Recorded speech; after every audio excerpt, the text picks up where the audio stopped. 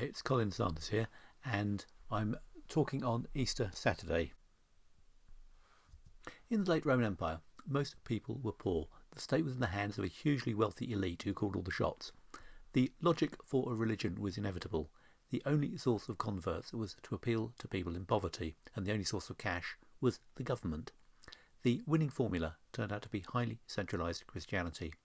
This combined stuff that would appeal to the broke, who stood to inherit the hearth if sufficiently meek, while guaranteeing that that which was due to Caesar would actually be rendered under Caesar. Anything that convenient had to be true. It was also worth wiping out any competition, so ended up with a Christian monoculture. In a sense, the fact that it was Christianity that triumphed rather than some other form is simply a detail.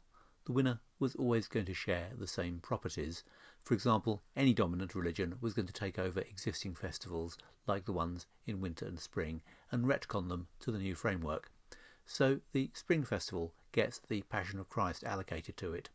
Of course, it keeps some pagan elements. Eggs and bunnies don't feature in the Gospel. And Easter is the name of a Saxon goddess, though sadly that's all we know about her. But unfortunately, there is a limit to how plastic even something as flexible as a religion is.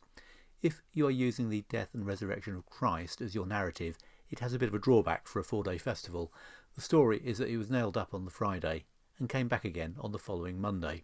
This leaves an inconvenient lack of action over the weekend. Sunday is a day of worship anyway, so you can soup that up a bit, but what do you do with Saturday? I suppose they could have called it Still Dead Saturday or something like that. It would sound a bit better in Latin as Mortus Tamen.